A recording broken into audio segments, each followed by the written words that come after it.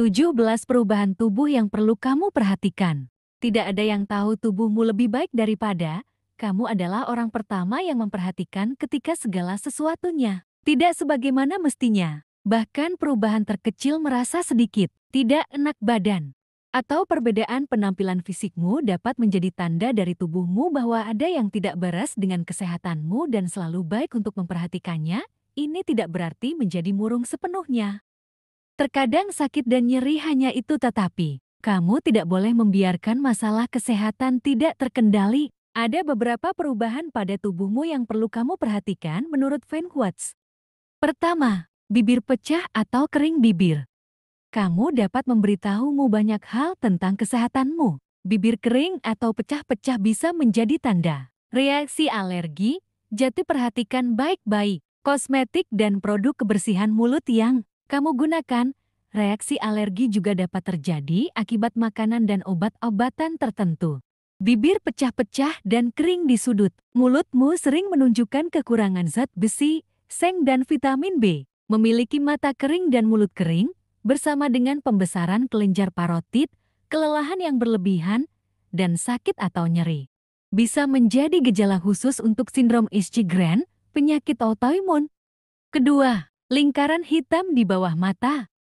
Sementara lingkaran hitam dan mata cekung sering menunjukkan bahwa kamu kurang tidur, itu juga bisa bersifat genetik. Namun, mereka juga bisa menjadi gejala masalah yang lebih serius seperti dehidrasi. Jika tubuhmu tidak mendapatkan air yang dibutuhkan, kulit di bawah matamu menjadi lebih gelap dan matamu tampak cekung. Tanda-tanda dehidrasi lainnya termasuk penurunan produksi urin, mulut kering, lesu, dan kelelahan. Ketiga, sakit kaki. Jika kamu mengalami sakit kaki setelah penerbangan panjang atau berkendara, jangan abaikan. Terutama jika kaki kamu terasa hangat saat disentuh dan kamu melihat kemerahan dan bengkak. Ini bisa menjadi tanda trombosis vena dalam atau DVD, suatu kondisi di mana gumpalan darah terbentuk di salah satu pembuluh darah dalam tubuhmu, paling sering di kakimu. Ini lebih mungkin terjadi setelah duduk atau tidak bergerak dalam waktu yang cukup lama. Tetapi merokok, menggunakan pil KB atau hormon kehamilan, atau operasi baru-baru ini juga dapat meningkatkan risiko terkena DVT. Keempat, kram dan sakit perut. Segala jenis kram atau sakit perut yang intens harus menjadi perhatian. Gejala-gejala ini relatif umum dan sering disalahartikan sebagai stres, sindrom iritasi usus besar, atau intoleransi laktosa. Tapi, itu juga bisa menjadi indikasi penyakit radang usus yang disebut penyakit Crohn. Nyeri perut, disertai kram intermiten, nyeri sendi kronis, dan kelelahan. Semuanya merupakan tanda yang kuat. Kelima, alis rontok. Alis rontok, alis penuh tidak hanya sedang tren, tetapi juga merupakan indikator penting kesehatanmu. Tentu saja, tidak semua orang terlahir dengan alis tebal dan gelap, dan kehilangan beberapa bulu alis bukanlah hal yang perlu dikhawatirkan. Tetapi, jika itu berlebihan sampai memiliki bercak botak, atau bahkan kehilangan alis total, pasti ada sesuatu yang salah. Kehilangan alis adalah gejala dari berbagai masalah kesehatan. Ini termasuk infeksi, kondisi kulit tertentu, perubahan hormonal, atau sistem kekebalan yang terlalu aktif. Ini juga dapat menunjukkan tingkat aktivitas tiroid yang berlebihan atau tidak mencukupi. Keenam, distrofi kuku. Semua orang tahu seperti apa bentuk kuku yang sehat. Jadi setiap perubahan warna atau struktur akan segera terlihat dan harus diperhatikan. Anemia dan kadar zat besi yang rendah sering menyebabkan kuku tampak pucat dan tipis. Sedangkan gangguan hati dan saluran cerna, serta infeksi jamur, ditandai dengan menguningnya kuku. Kekurangan seng, tembaga, dan yodium dapat menyebabkan bintik-bintik putih dan garis-garis, dan kuku rapuh biasanya akibat dari kekurangan vitamin, zat besi, kalsium, dan beta-karoten. Ketujuh, tangan kering dan kulit kering di tubuh. Kulit kering adalah normal selama musim dingin dan dapat dibantu dengan hidrasi yang cukup, menggunakan pelembab, dan mengonsumsi vitamin. Namun, jika kulit kering tetap ada, itu juga bisa menjadi gejala diabetes atau hipotiroidisme. Kulit kasar, mengelupas yang juga kencang dan pecah-pecah juga bisa menjadi dermatitis yang disebabkan oleh paparan bahan kimia atau infeksi jamur. Kedelapan, batuk persisten. Batuk yang tidak kunjung sembuh bukanlah hal yang normal dan bisa menjadi pertanda adanya masalah yang lebih besar. Meskipun sulit untuk menentukan dengan tepat masalah yang memicu batuk kronis, penyebab paling umum adalah masalah asma dan sinus, tetapi ini juga bisa menjadi gejala kanker paru-paru. Dalam kebanyakan kasus, batuk kronis biasanya hilang begitu masalah yang mendasarinya diidentifikasi dan diobati. Kesembilan, rambut rontok. Orang biasanya menumpahkan sekitar 50-100 helai rambut sehari. Itu karena setiap folikel rambut melewati fase tertentu dengan fase pertumbuhan rambut aktif berlangsung antara 2 hingga 7 tahun. Setelah fase pertumbuhan aktif berakhir, rambut melepaskan diri dari suplai darah dan melewati masa istirahat 2-3 bulan, sementara rambut baru mulai tumbuh di bawahnya. Jadi, setiap saat, sekitar 80 hingga 90% rambutmu tumbuh, sementara sisanya rontok atau dalam masa istirahat. Tentu saja, genetika dan penuaan merupakan faktor penyebab kerontokan rambut. Namun, jika kamu mulai menyadari kerontokan rambut yang tiba-tiba dan signifikan, yang terbaik adalah memeriksanya karena banyak penyakit dan kelainan dapat mengganggu siklus pertumbuhan rambut. Ini termasuk penyakit autoimun tertentu, gangguan tiroid, anemia, dan sindrom ovarium polikistik. Kesepuluh, mendengkur. Gejala umum yang menunjukkan perubahan kesehatan yang mungkin tidak disadari oleh kebanyakan orang adalah mendengkur. Mendengkur sesekali bukanlah masalah serius, sebagian besar merupakan gangguan bagi teman tidurmu.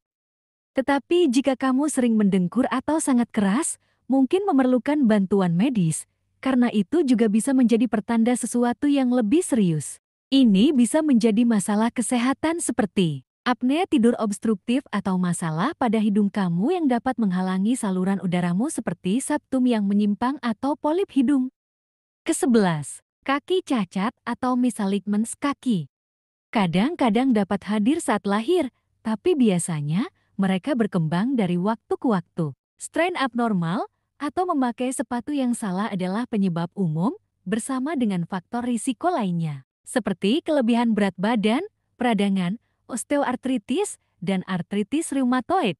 Cacat juga bisa terjadi akibat cedera otak atau stroke. Deformitas kaki tidak hanya merepotkan dan menyebabkan jari kaki dan bagian kaki lainnya juga berubah bentuk, tetapi juga dapat menyebabkan nyeri pada lutut, pinggul, punggung, dan kepala.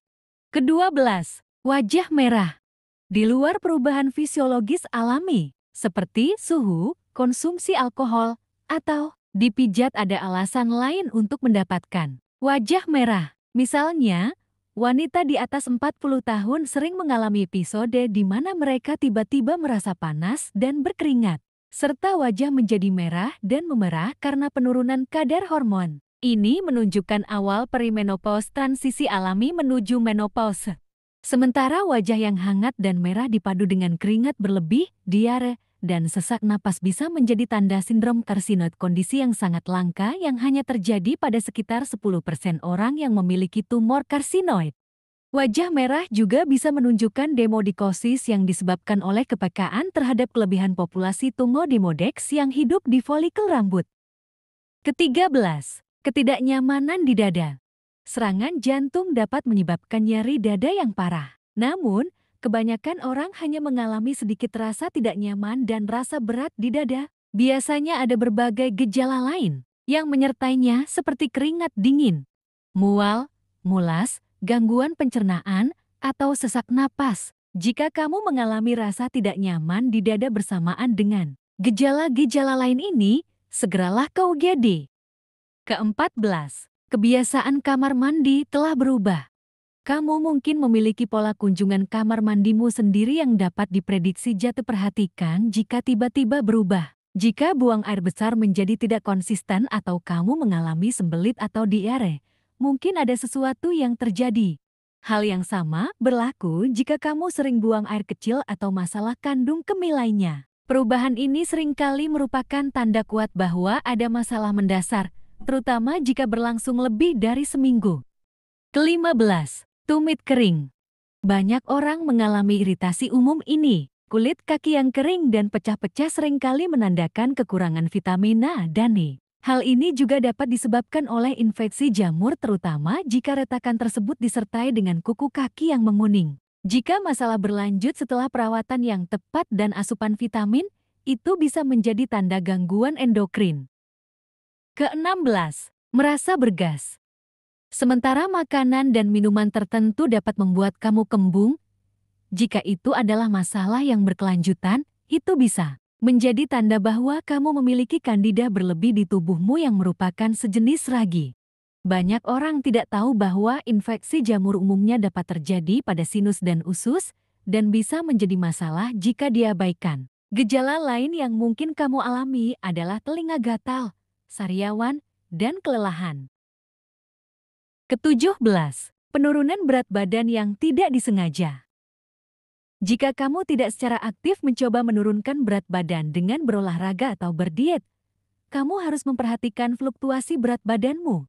Kecuali jika kamu mengubah pola makan atau olahraga, fluktuasi berat badan lebih dari 10 pon tidaklah normal, terutama kehilangan 10 pon atau lebih. Sementara penurunan berat badan yang tidak dapat dijelaskan dapat memiliki banyak penyebab dari depresi hingga diabetes tipe 1, dan bahkan kanker biasanya merupakan kombinasi dari hal-hal yang mengakibatkan penurunan kesehatan dan berat badan kamu secara umum. Mengalami salah satu dari perubahan ini adalah cara tubuhmu menyampaikan kepadamu bahwa ada sesuatu yang salah, jadi jangan abaikan. Bahkan menundanya sampai nanti bisa memperburuk masalah. Perubahan terus-menerus dan beberapa gejala menunjukkan sesuatu yang serius yang mungkin tidak terkendali. Jika kamu tidak mengatasinya, berhati-hatilah karena kamu bisa merugikan diri sendiri dengan hanya menganggap masalah sebagai stres atau sesuatu yang akan hilang. Lebih baik aman daripada menyesal, jadi konsultasikan dengan doktermu dan ungkapkan kekhawatiran kamu. Kesehatanmu tentu saja layak untuk dilakukan beberapa tes darah atau pemindaian. Jika menurut kamu video ini bermanfaat, berikan jempol dan bagikan ke teman dan keluargamu agar mereka juga mengetahui kondisi kesehatan mereka. Untuk lebih banyak video seperti ini, tekan tombol berlangganan atau klik tombol subscribe dan ingat untuk mengklik lonceng notifikasi dan pastikan untuk melihat video kami yang lain. Akhir kata Finwatch mengucapkan terima kasih dan sampai jumpa di video kami selanjutnya.